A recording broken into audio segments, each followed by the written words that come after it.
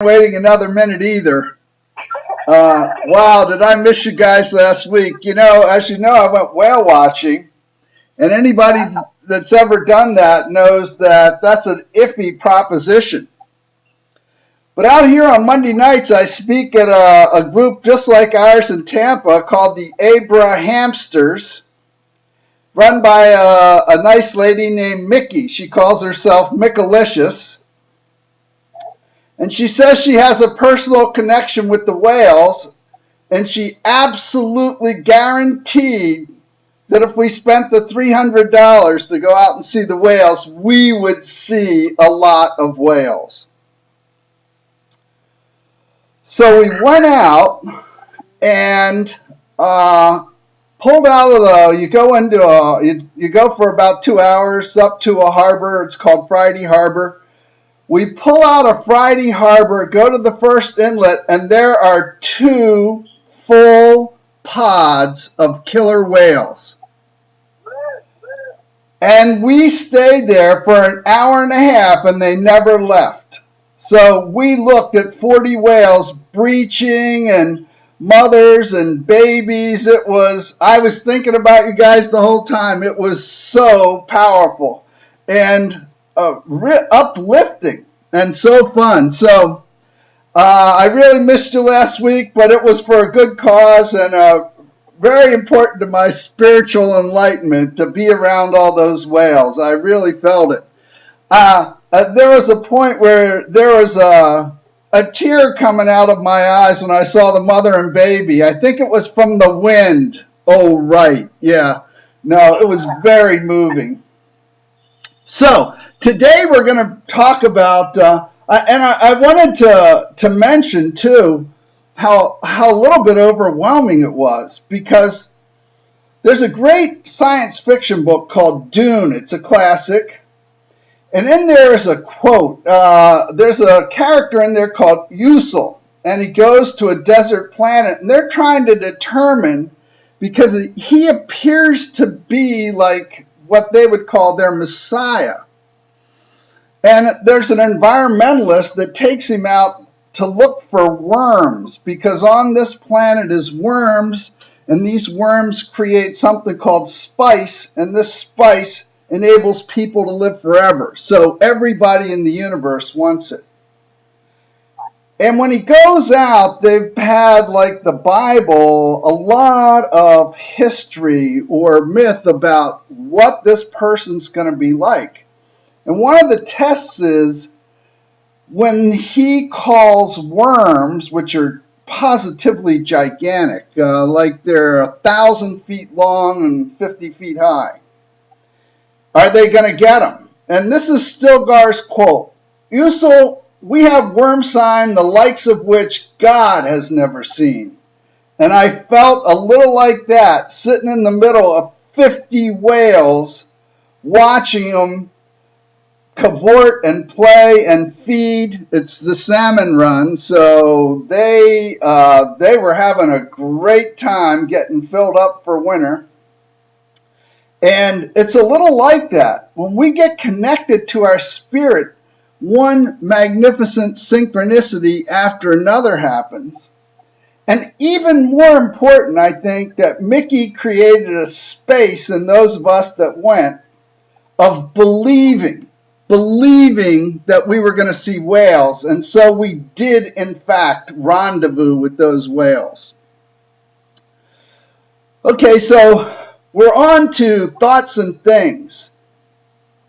Thoughts are things. That's Mike Dooley's famous phrase. And of course, I certainly love Mike Dooley, and I think most of you do as well. If you don't get his daily tut, that's Thoughts from the Universe, you should subscribe to it because it's delicious. He sends something good every day. It's a great way to start your day. And we're going to explore the concept of thoughts more deeply. And it doesn't matter what metaphysical channel, and by that I mean, Edgar Cayce or Seth or Abraham, it doesn't matter which channel I turn to, they all say the same thing: thoughts are powerful. But after years of studying Seth, I want to say thoughts are immensely powerful. This is a famous quote from Seth. Strong emotion or thought has enough energy to carry a rocket ship to the moon. Strong emotion or thought, our personal strong emotion or thought, has enough energy to carry a rocket ship to the moon. Yet in our reality, we believe it's just a thought, just a feeling, and when it's done, it's over and there's no effect in physical reality. And what we'll be talking about today is this could not be any further from the truth, any further from reality. Now, it doesn't matter who we're listening to, Abraham or Seth or Casey or others, they're telling us that working with our minds to focus our thoughts in the direction we want to go is infinitely powerful. We create our own reality with our thoughts, feelings, and emotions. So these channelers are talking about how we work with our mind and our thoughts, and in essence, they're telling us to work in Framework 2, the energetic framework, and not Framework 1, which is physical reality, where there's no power whatsoever. So today, we're going to learn to follow our thoughts. Many people believe that after I have a thought, then it slips out of my reality and falls off a cliff into oblivion. It's lost. And that's not a really good feeling. So, what's happening is this. We're so attached to the official line of consciousness, which is time-space continuum, logic, cause and effect, that we're afraid to let go and follow the thought because it distracts us from our focus in physical reality. And we feel like it's important that we be focused here to be safe, We are firmly rooted in this reality, and it appears thoughts are lost when we do not follow them. But I have easily trained myself to follow my thoughts because I actually do it all the time, but usually under the radar of my awareness. And today we're going to learn to do this with intentionality. Before I do that, I want to backtrack just a little and go over the organizing principle of the universe, which I say is association. An association simply means the entire universe, our entire universe, and every universe is organized by the law of attraction. Like attracts like. Like things associate. Birds of a feather flock together. Why? Because vibrations are the same or similar. So remember, since there's no time, what is happening is that I create a vibrational resonance through my body's feeling tone, which is based on my beliefs, which attract thoughts that match it after I focus on it, activate it for 17 seconds. So everything in the universe is organized by association, by vibration. So when we have a thought, hold a thought, it now has our vibrational signature. It is now attached to us forever. It is never lost and always available, and the way to go back to it is through our vibration. If we focus on recreating our vibration, we can get back to the thought and then follow it. It's never lost. So, this is the way it works. If we relax and let go of the official line of consciousness, let go of physical reality, and follow our thoughts, it would begin its life associating with other like thoughts or thought structures. That is, groups of thoughts that we have had in the past, assembled these thoughts into groups or structures of beliefs. And we naturally do this multiple times a day. That is, relax, take a breath, let go of the official line of consciousness and physical reality, and we refer to these experiences as daydreams or fantasies or imaginings if they're intentional. So when we do something intentionally, we're being aggressive. We're intentionally imagining something, whereas if we're just drifting along, it can be a daydream or a fantasy. And these daydreams, fantasies, imaginings can be hugely powerful, and all great thinkers use this to change physical reality in big ways. And why do great thinkers do this? First, because it's so fun. Second, they change this reality, physical reality, because they believe they can. Whether it's Bill Gates creating Microsoft or J.K. Rowling creating Harry Potter or any of countless other great creators. So, what's happening is that I'm taking a breath, relaxing, and momentarily letting go of physical reality, of the official line of consciousness, and I'm just drifting. I'm following my thoughts. Or you can do this intentionally, create a visualization. Now, this can be good or bad depending on my focus. Seth says that following our thoughts is a natural therapy. And I'm sure it's true, but I need someone to show me how, because my actual experience of this has not been pleasant, especially when I follow my negative thoughts. This process of natural therapy requires trust, and that's something I'm still learning. In fact, this has been the focus of our lives, Reba's and mine, for some months now. The bottom line here is, in my experience, it can be wonderful to follow my good thoughts and not so good to follow my bad ones. I seem to spiral in, and I can't seem to find my way out of the bad ones. So I don't do that anymore. So the question is, how powerful are these thoughts? And Abe is really clear on this. 17 seconds of non-resistant thought equals 1 year of hard work in framework 2, the energetic framework. 34 seconds is 10 times more powerful. 51 seconds is 10 times more powerful than that.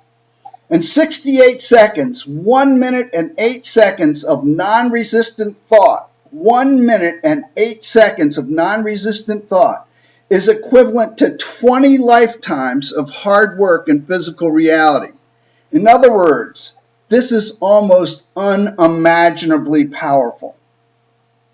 And I can tell I'm on the right track in my daydreams, fantasies, imaginings, or visualizations by using the most important navigation tool in the universe, my inner compass.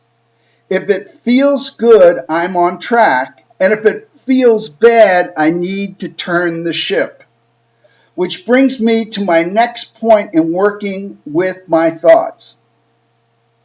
I don't try to control my thoughts. I try to guide them. And it's a lot easier to guide them if I've done the pre-work. It's much easier to turn my thoughts in the direction I want if I have done a few things. And you've heard all these before. Do I know what I want? Have I been asking myself 10,000 times a day, what do I want? It is impossible to go someplace if I don't know where I want to go.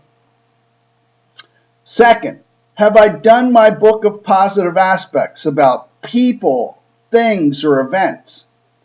Third, have I done a grid of beliefs, of reasons that support me in going to where I want to go?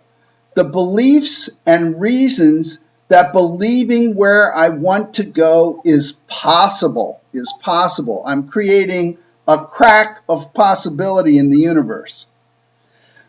In my mind, when I have done these things and countless others we talk about here every week, then it becomes much, much easier to turn my thoughts, guide my thoughts in the direction I want to go. And I use the 17-second rule when I'm feeling bad, because I'm not going to get another thought until I focus on it for 17 seconds. So I give myself 10 seconds to feel bad if I have to, and then I guide my thoughts in another direction. I try to pivot. Now, this process of guiding our thoughts is very important and very empowering. Now that we understand the organizing principle of the universe, association, which is just law of attraction, we understand that the vibration, the feeling of the thought, determines what other thoughts are available to us. And this is what Seth calls probabilities. So when we feel bad, the window we see reality through shows us bad probabilities, bad situations, bad thoughts, by our definition. And when we feel good, the window we see reality through shows us good probabilities. So, bad feels bad and good feels good. I love the elegance of it. The bottom line to this is the way I feel determines if I can see a path to where I want to go, which of course is why our inner compass is so important.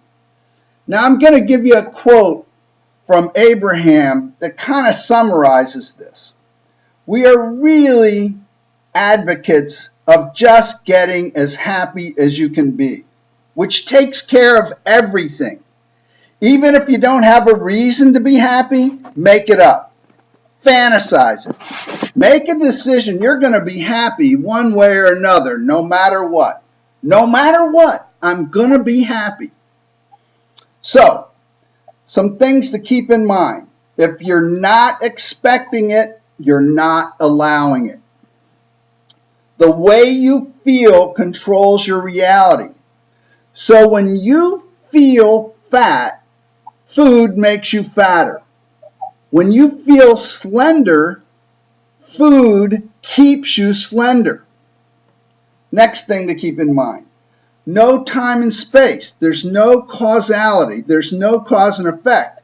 So everything is magical. It's just lining up with our vibration and pulsing whatever we want into reality based on our focus, our beliefs, and our expectation.